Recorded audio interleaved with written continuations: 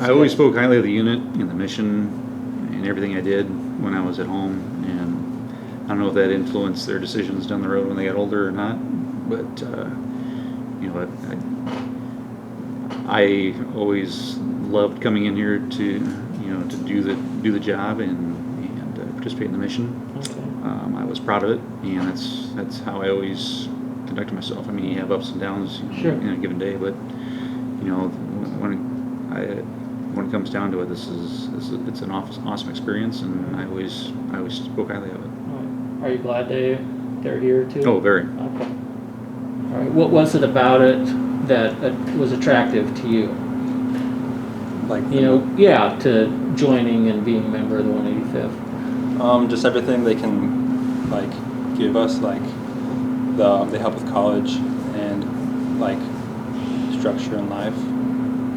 I asked your dad what it's like for him to see his kids in the garden. I didn't quite get that with you, but just for both of you, what's it like to be part of a family that's all involved here, seeing what your dad has done through his career, and then watching each other starting off too, and what you're maybe planning to do, or just what's that like to have a family involved? I think it's really cool, especially when like one of us will talk about something that we did, like an award or like promoting or something, like actually understanding it. Okay. And like when I was in high school, you guys would talk about it, and I would have no idea. Okay. Kind of on the backside too of that, when somebody talks about one thing happening and then like it all correlates to everybody else, like because we all have different jobs, and so one person said something about one thing and then it's a different perspective from what actually happened. Okay. All right. Now, you both said that Dad didn't talk you into this or push you into this in other ways anyway, but watching his career, how's that been like to see him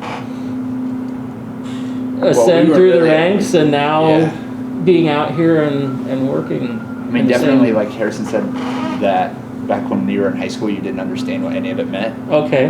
But then, like, looking back on it, it was actually a lot cooler than what we thought it was at the time. I was talking enough. Yeah, all we knew was you were going on a trip for a couple of months, and we didn't understand what it meant. Okay. So now you can look back and go, oh, okay, this is, okay. This is why he missed my high school basketball games and didn't miss Harrison's. All right, and I understand you're deploying to Guam at the same time as your dad? Yeah, a little bit after. But okay. You'll both be there. Okay. I leave the weekend after Thanksgiving. Weekend Thanksgiving. Okay. Yeah, after Thanksgiving, and then Harrison will leave the week, probably early in the week after Christmas. Okay. How often do you do drills and report here? I just come here once a month. Over the summer, I was here for like the whole month, but besides that. When did you enlist? What were you in high school still? Okay. Yeah, I was a senior in high school. It was last February. Okay. So you just graduated this spring in 2020? No, I graduated 2019. Okay. So like last year's February. Do you think that you would have joined had your dad not been here before that? If a recruiter had come, what do you think would have?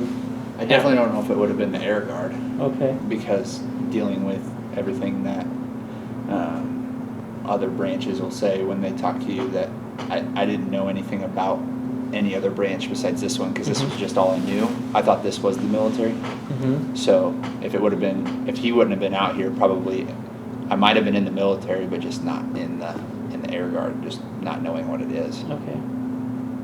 I probably wouldn't have come here if I didn't know about it through my dad. She's outnumbered with all these airmen at home. How does she take that? I think she feels a little left out with some of the conversations. Sure. We'll be talking about, because each one of us have different careers here. Mm-hmm. So, but when we talk about stuff that is common to all careers, military stuff, she does feel left out of the conversation. Yeah, I bet. When Heather was leaving for basic training, when we watched her get on the airplane and go, she looked back at me and said, "You can't have Harrison." Okay. That was a comment she made to me specifically, and I knew at the time, I was like, well, that's going to be his decision, and I knew she would, let him if that's what he chose to do. Mhm. But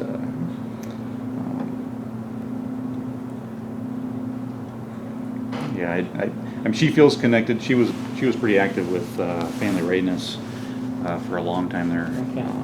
Years ago, there was more of an active group with the spouses, and so she feels comfortable here. I would say, speaking Okay. for her. When these guys left, particularly for basic training, and then Hunter's deployed, to see him carry his bags out to the airplane and get on, I hadn't experienced that side of the deployments, and it is different.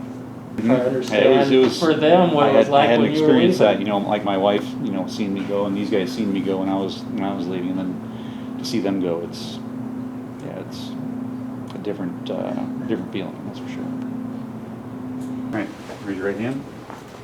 I do hereby acknowledge I do hereby acknowledge to have voluntarily enlisted this 5th day of November to have voluntarily enlisted this 5th day of November in the Iowa Air National Guard in the Iowa Air National Guard and as a reserve of the United States Air Force, and as a reserve of the United States Air Force, with membership in the Air National Guard of the United States with membership in the Air National Guard of the United States for a period of 6 years for a period of 6 years under the conditions prescribed by law, under the conditions prescribed by law, unless sooner discharged by proper authority. unless sooner discharged by proper authority. I state your name, do solemnly swear I, Noah James Obrider, do solemnly swear that I will support and defend the Constitution of the United States that I will support and defend the Constitution of the United States and the state of Iowa and the state of Iowa against all enemies, foreign and domestic, against all enemies, foreign and domestic, that I will bear true faith and allegiance to the same, that I will bear true faith and allegiance to the same, and that I will obey the orders of the President of the United States and that I will obey the orders of the President of the United States and the Governor of Iowa, and the Governor of Iowa, and the orders of the officers appointed over me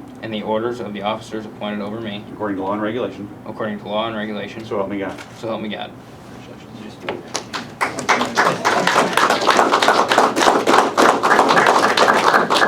Man, scored 100. Like it was like.